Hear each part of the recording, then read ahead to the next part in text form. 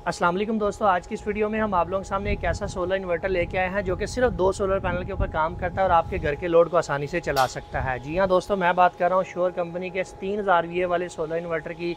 इसके ऊपर आप लोग यहाँ पर देखें कि हमने सिर्फ 2 सोलर पैनल इसके ऊपर कनेक्ट किए हुए हैं।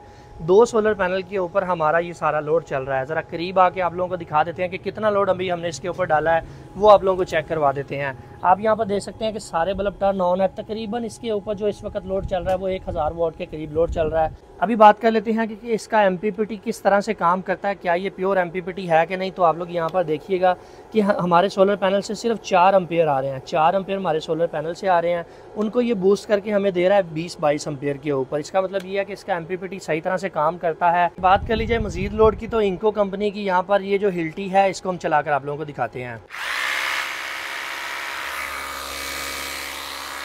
इसी के साथ इस ग्राइंडर को भी चलाकर दिखा देते हैं।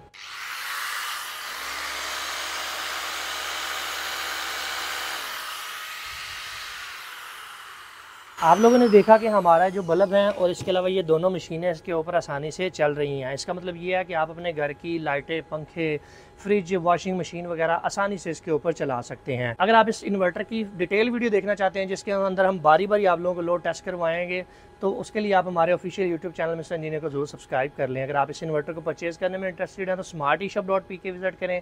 इसकी अभी मौजूदा प्राइस 19,500 चल रही है। डिस्प्ले पे नंबर आ रहा है, यहाँ पर रब्ता करके इसको अपने घर बैठे मंगवा सकते हैं।